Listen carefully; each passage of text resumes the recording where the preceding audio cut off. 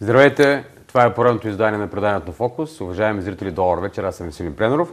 С удоволствие казвам добър вечер и добре дошли в студиото на канал 0 на Живко Табаков, който е кандидат за общински съветник и е трети в листа на реформаторския блок за община Бургас. Господин Табаков, добре сте ни дошли. На финала сме на тази дълга и тежка предизборна кампания. Какво е вашето политическо самочувствие дни преди 25 октомври? Добър вечер, господин Премнеров, както на вас, така и на зрителите на канал 0. Ако трябва да бъда честен, в края на тази дълга кампания съм изморен. Но нещо, което ми крепи, нещо, което ми дава самочувствие, нещо, което ми кара да бъда обнадежден, това е многократните и многото срещи, които направихме с жителите на нашата община, многото предложения, които чух. Успях да се докосна до много хора и в бъдещия общински съвет ще влезна с ясната визия и ясните ангажименти какво трябва да бъде свършено за хората от нашата община.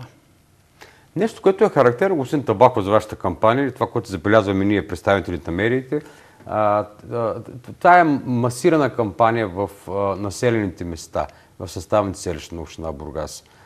Изнесени офиси, изнесени приемни, много срещи с тези хора. Кое налагаше този тип на кампания да провеждате? Първото, което смятам, че беше най-ползотворно и най-важно, беше да не се страхуваме от нашите избиратели, да бъда навсякъде, защото смятам и знам какво искам да постигна. Смятам, че знам какво искам да постигна. Имам своята ясна визия за развитието на община Бургас. Исках да я представя на максимален брой хора. Хората, които са там, хората, които работят с нашите приемни, са хора от самите населени места, нашите гарантии, хората, които след това ще продължат да работят с хората. Плюсовете наистина са и от това, че по време на кампанията ние бяхме много по-организирани. Имах възможност на всяко едно събрание да бъда уважен от максимален брой хора от населеното место. И това е именно нещо, което казах в предходния ви въпрос, че аз знам какви ще бъдат моите ангажименти, когато влезна в настоящия общински съвет. Защо акцентирате и защо всъщност предлагате на медийното внимание на хората липсата на баланс, дебаланса между състоянието на областния големия град Бургас и съставните селища? Кое ви кара да твърдите? Кое ви кара да представяте тази ваша теза? Така наистина има дебаланс между центъра и крайните квартали, както и населени места. Нееднократно съм заявявал по време на тази кампания, че в бъдещия общински съвет ни трябва да се гледа на инвестициите по тези населени места като общински разход.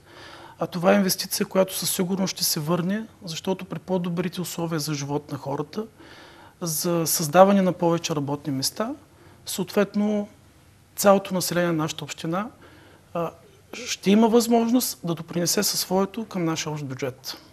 Добре, аз ви предлагам обаче да влезем в такава конкретика, господин Табаков. Това, което са ви казали хората в различните населени места, по време на многобройните ви срещи, като типови проблеми. Примерно, сещам се да заговорим за един проблем, който според мен касае всички, или поне пряко зависим всички от него. Какво е според вас състоянието на транспорта или на транспортната схема на територията на населените места от общината? Аз както бих обърнал внимание на темата транспорт, така смятам, че хората, освен транспортната схема, имат и своите искания по отношение на здравеопазване, по отношение на инфраструктура, по отношение на сигурност, по отношение на работа. Но на конкретно зададения въпрос от вас мога да дам редица примери, че това е неочаквано за мен, но може би един от най-често споменаваните въпроси и проблеми. Така? Оказа се, че транспортната схема на община Бургас е крайно недостатъчна. Съзнавам, че зад една такава организация, зад една такава транспортна схема е много важно тя да бъде сама по себе си рентабилна. Но няма как да омаловажим исканията на хората, примерно от Брястовец. Какво ви питат, какво ви споделят тези хора, какво ги притеснява там? Аз точно и за това започнах да давам конкретни примери, както ще ви кажа за Брястовец, така ще гледам и да ви дам примери с много други населени места, но Брястовец е един от най-пресните ми примери, в което населено место през уикенда хората имат един автобус, който сутринта отива до Рудник и на практика те дори не могат да отидат да си напазарят. Един крайно късно вечерта, който е толкова обикален, че на практика е неефективен. Това, което най-много ме впечатли в самото населено место и за това започнах с този пример, е, че хората казват, ние сме откъснати дори от културния афиш на град Бургас. Ние не можем да отидем на едно културно мероприятие, защото нямаме транспорт, с който можем да се върнем. Във всеки един квартал или населено место са различни необходимости от транспортна схема. Примерно в Сарафово абсолютно са достатъчни на брой автобусите, но има остра необходимост от изграждане на обръщал на автобуса. Това създава много неприятности по отношение на нормалното преминаване на автобуса. Другото, което ме направи впечатление в Сарафово, че автобуса ни покрива цялата територия и много трудно е придвижването на хората от единия край на квартала към центъра. Мога да дам и пример в Долно езерово. В Долно езерово, примерно, хората казват, че им е много смисъл такъв през голям интервал автобуса и това затруднява тяхната достъпност. Не трябва да, когато говорим за транспортна схема, тя не касае само хората, които желаят да стигнат до Бургас. Говорим и за образование, говорим и за медицински услуги. Когато хората им е трудно придвижването, на практика те не могат да ползват по нормален начин тези социални нужди. По отношение на здравеопазване. Добре, вие така или иначе ги предложихте те акценти, те сфери на обществения живот. Дайте да карем по тях. Здравеопазване. Да. То така и тръгна разговора. По отношение на здравеопазване, хората искат все по-добро обслужване, все по-голямо внимание, все по-голямо хуманно отношение, но това са неща, които всички граждани ще се бориме винаги за това. Много силно впечатление ме е направил проблема в Долно езерово. Какво ги притеснява там хората? От какво се опасяват? Какъв им е проблема? Да, конкретно в Долно езерово до 12 часа на обяд има медицинско обслужване. Това е изключително голям квартал с много млади хора и там конкретно съм поел ангажимент, че трябва да имаме осигурен доктор максимално дълго време. Инфраструктура. Инфраструктура винаги ще се желае повече. Винаги, когато заговорим за инфраструктура, всички хора знаем, че са необходими средства. Не трябва да бъде отречено това, което е направено до момента. То е безспорно и то е видимо, няма как да го отречем. Да, наистина е направено много, но когато говорим за инфраструктура, аз не говоря само за уличките, които са от изключително важно за хората. Говорим за недостатъчен брой детски площадки. Такъв случай съм забелязал във Ветрен и в Банево. Такъв случай имаме и в Сарафово. Онзи ден от събранието огромни квартали с млади хора. Там развитието в смисъл привличането на инвеститори, привличане на младите хора, които са отишли да живеят конкретно в тези квартали, е недостатъчен брой в детските площадки и за грижите на децата. Нещо, което е много важно, недостатъчният брой на паркиране, конкретно за Сарафово. А няма места, колкото трябва да бъдат необходими за хората, които са там? Осигурени места за паркиране? Освен това бих допълнил и конкретно места за плажуване. В Крайморие, освен че има слаба достъпност до самия плаж, абсолютно недостатъчен брой паркоместа за плажуващите. Абсолютно същия проблем го има и в Сарафово. Канализацията, въпрос по отношение на канализацията, както в абсолютно всички населени места. Най-голямо внимание ми беше обърнато отново Ветрен. Беше ми повдигнат този въпрос и в Маринка. Това са неща, които няма как да не бъдат подобрени, няма как да не бъде инвестирано повече. Необходимо е време, необходими са и средства. Много е важно тротуарните площи. Изключително затруднено преминаване на хората. В повечето населени места е необходимо да се движат хората по самия път, което е рисково за тяхното здраве и по отношение на безопасност. Изключително много трябва да се направи по отношение на тротуарите. Бих обърнал внимание и по отношение на сигурността. Това е безспорен приоритет. В крайна сметка всеки иска да живее освен удобно, освен да е приятна градска среда, най-важното да живеем сигурно. Така е, да. Сигурността е от изключително значение, от изключителна важност.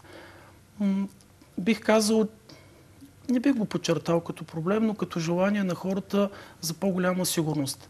Да, съзнавам, че това е въпрос както по отношение на Министерството на вътрешните работи, но тук съзнавам, че Общинския съвет може да бъде активен в тази посока и могат да бъдат отделени много повече средства от общинския бюджет по отношение на сигурност. Да може да се обезпечи ОДП Бургас чисто материално-технически, с повече гориво, с повече автомобили.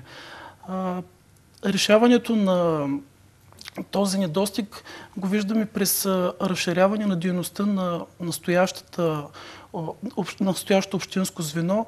И аз смятам, че те, освен тяхните контролни функции в центъра на Бургас, може да бъде изнесено повече и в съседните села на община Бургас. Точно така. И не на последно място, което засяга всички хора, това е работата. Работа и добрите доходи и поминъка, всъщност оттам започва всичко. Да, и моят акцент на кампанията, когато говорим за туризъм, е точно възможността за създаване на нови работни места, за удължаване на сезонността, най-важното нещо за задържане на младите хора, на кадрите в туризма и не на последно място привличане на хора от вътрешността на страната, които ще намерят възможност за целогодишна работа в Бургас. Но от първостепенно значение първо хората в нашия регион. Сега няма как. Тази ключова дума, тази ваша любима дума туризъм, отново споменавате господин Табаков. И няма как да не ви питам, преди броени дни организирахте в зала Компас на Интерхотел България една много така сериозна представителна среща по ваша идея, по ваша инициатива и по ваша покана на хора, които са от този бранш, хора, които браншовици, хора, които така или иначе живота им, поминъка им, професионалната им дейност минава през туризма. Каква беше целта на тази среща, която провокирахте? Покрай моите професионални ангажименти в Министерството на туризма, аз имам ежедневни срещи с колегите от бранша, но тази среща се различаваше по същество, защото държавата принципно комуникира с официално приетите органи. Това са неправителствените организации. Колегите, които са пряко ангажирани в Бургас, те са 4 туристически организации, са изключително професионалисти, но моята идея и моята цел беше не да се срещна с колегите, с които работя ежедневно, а да поканя хората, които работят в Бургас, които не членуват в тези неправителствени организации, а именно това са много хотелиери, ресторантьори, туроператори, турагенти, транспортни фирми, търговски комплекси. Целта беше както да запозная колегите с моята визия за развитието на Бургас като туристическа дестинация, а така да направим един бърз анализ на фактическото състояние на туристическия продукт в Бургас и не на последно място проблемите. Когато говоря за проблеми в туризма, винаги съм много внимателен, защото както във всеки бранш, както във всеки бизнес, така и в туризма си има своите проблеми. И проблемите, които ние повдигнахме, не са чужди за нас, не са неочаквани и ние работим върху тяхното решаване. И все пак. Да, именно това е недостига на кадри, на добре обучени кадри. Този недостиг не се крие в това, че ние нямаме необходимите институти, необходими, както винаги съм казвал, гимназията по туризъм, но в това се крие сезонността на нашия продукт и това, че хората напускат Бургас. Те работят със сезонен характер, правят няколко опита след това да работят в зимните курорти, пак се връщат на летните курорти. Това са добре подготвени езикови хора, които се търсят навсякъде по цял свят. в туризма конкуренцията не е само за нови пазари, а да привлечеш най-добрите кадри, защото говорим и предимно сервис. И най-големият проблем на нашия бранш е, че ние сме изтървали тези добре подготвени хора или продължаваме да ги изтърваме. Какво се направи, господин Табаков? Създаване на Бургас като целогодишна туристическа дестинация. Това ли е ключа? Нееднократно съм го подчертавал, че това ще даде възможност както да задържим, така и да привлечем. Другия проблем, който това лято много се говореше, нормално ние сме град с износ на море, както Бургас, така и съседните на нас квартали край море и Сарафово, проблемите с плажовете. Бяха повдигнати много въпроси. Почти сигурно е, че към Министерството на туризма от началото на следващата година ще минат плажовете. И те имаха конкретни въпроси. Каква е нашата визия, какво е моето виждане конкретно за методологията на отдаване на плажове. Най-важното, което бранша го разбира, че не всички плажове в Бургас са отдадени нито на концесия, нито под наем. Това е именно заради тежките критерии или, не бих казал неясните, но неконкурентни. Много е важно всички плажове на територията на община Бургас да бъдат стопанисвани. И другото, което е цената на сянката. Неща, които... Това говорите за чадърите. Да го преведем. Да, абсолютно. Цената на сянката, както всички медии го казват, но това е точно цената на чадърите и шезлонгите. Добре, това, което си мисля за тези дестинации, за тези хора от близки далечни държави, които идват и се отиват, въобще тези пазари, как да ги запазим, как да ги върнем, как да направим. Това е част от цялостна стратегия ли за Бургас целогодишна туристическа дестинация? Защото в крайна сметка имаме условия, имаме обективни природни предпоставки. Красиво е, хубаво е, морето въобще, като природа сме богопомазани, както се казва. Безспорно е така, имаме тези демографски дадености, не само плаше море, с което България е разпознаваема. Тя е разпознаваема с брандени роза, с морските ни курорти.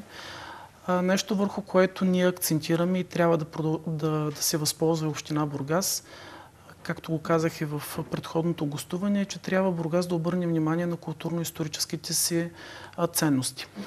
Господин Пренеров, тук е много тънък въпрос и да ви кажа откровено, не е въпрос на много голям професионализъм, въпрос на целенасочена политика и маркетингова стратегия. Какво става въпрос? Когато говорим за туризъм, не е необходимо да смятаме, че това е нещо много трудно да се направи. Защо?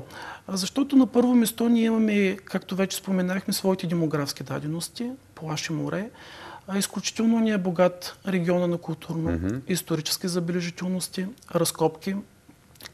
Другото, което е от изключителна важност, че ресорното Министерство на България, именно Министерство на туризма, направи 9 туристически маршрута, един от които е морските крепости на България. И тук е много важно да отбележа на бургазли, че остров Света Анастасия попада в този културно-исторически маршрут и ние трябва да работим и в посока както на популяризирането през държавата, така и през общината.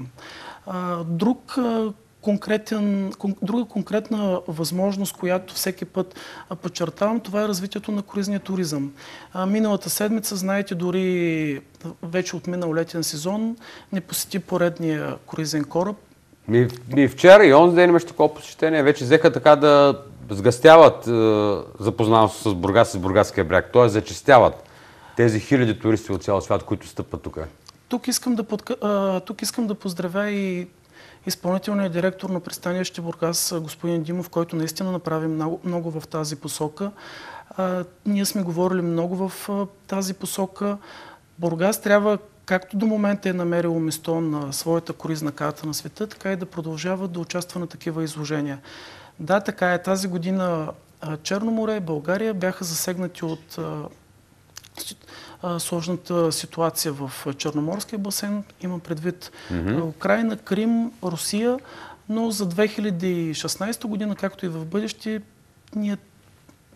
аз съм оптимист, че ще намерим своето место на круизната карта и Бургас ще бъде все по-посещавано место. Когато говорим за круизен туризъм, искам да разгранича и тук да добавя и яхтения туризъм. Каква е вашата идея? Как той трябва да се развива на територията на Бургас? не само на територията на Бургас, ние трябва да се възползваме и от всички яхтени пристанища, които са в акваторията на Бургаския залив. Да. Съвсем скоро беше открито пристанище Сарафово. Предстои изграждане на подобен тип съоръжение в Крайморие, нещо, което е изключително важно за нашата община. Това, че Бургас ще се отвори към морето, в бъдещ план е заложено и модерно яхтено пристанище в самия град Бургас. Като се започне от Свети Влас, Несебър, Поморие, вече споменах Сарафово, Бургас и Крайморие. Такова яхтено пристанище в момента се изгражда в Черноморец, разполагаме в Созопол, изгражда се в Приморско, имаме в Царево. Ние трябва да акцентираме върху този тип туризъм. Изключително Бургас е близко до Босфора и аз смятам, че в предцеленасочена таргет реклама можем съвсем скоро да привлечем туристи, които посещават Гърция и Турция. Когато говорим за възможности за развитието на целогодишния туризъм, искам да спомена и изграждането на Арена Бургас. Това ще ни даде възможност както да развием спортния туризъм в Бургас, нещо, което не само ще развие града в тази посока, но от изключителна важност е за хората, които живеят, за младите хора да спортуват. Също така ще ни даде възможност и за организиране на конгресни туризми. В момента на територията на Бургаска област, дори бих казал, е, че ние нямаме база, която да може да посрещне повече от 400 до 500 човека. Големи конгресни форуми са необходими 700, 800, някога и на 1000 човека. Големи помещения, представителни зали. Точно така. Ако трябва да започна да говоря в детайли, сигурен съм, че няма да ни стигне времето, но не на последно место искам да кажа, че е много важно развитието на атракциони, анимации. Нееднократно съм заявявал... Тази идея е там за вашия комплекс в Славейков? Освен идеята за комплекса и за увеселителния парк от типа на Диснейленд, аз искам да спомена тук и Аквакалидея, искам да спомена и подземния град, искам да спомена с благодарности всичко, което направи община Бургас в тази посока, но много е важно това от тук нататък да бъде обобщено и да бъде показано пред света.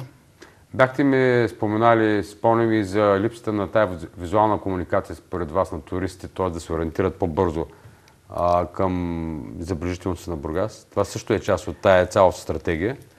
Много добро предложение, което постъпи от мой колега Нанси Сярова, професионалист в нашия бранш, управител на БСУ хотела. Нанси беше забелязала нещо, което не беше постъпило в нашата програма, и то това е целта на такива срещи, е, че наистина липсва визуалния контакт, когато дойдат неорганизирани туристи или слезнат в бъдеще повече круизни туристи, да се ориентират и да посетят нашите забележителности на Бургас. Добре, също преди няколко дни господин Табаков в Бургас бяха на посещение, на среща с вас и с симпатизанти на Реформаторския блок, с членови и група депутати от Реформаторския блок, респективно от Движение България на гражданите, които освен лична ваша подкрепа, оказаха такава и стимулиращи на всички колеги от листата на Реформаторския блок. Какво означава това за вас? Какъв знак е това? Това е добър знак не само за мен, това е добър знак за всички бургазли. Когато говорим за реформи, когато говорим за силна подкрепа, която трябва да бъде национално ниво, не трябва да омаловажаваме факта, че Реформаторския блок е част от управлението на страната днес, съвместно с ГЕРБ, и ние трябва бургазли да имаме широка подкрепа. Посещението на колегите от София и давайки тяхната подкрепа, ясен знак към бургазли, че ние ще можем да разполагаме с все по-голяма подкрепа в София. И това, което каза и мисля, че беше депутат Димитър Делчев, че във ваше лице припознава един бъдещ истински реформатор в Общинския съвет. Как възприемате? Как разчитате тази негова оценка за вас? Какво означава това, господин Табаков? Какво трябва да притежава един истински реформатор? Трябва да бъде човек, който отстоява своите принципи, да изпълнява своите ангажименти и да следва своите работни задължения.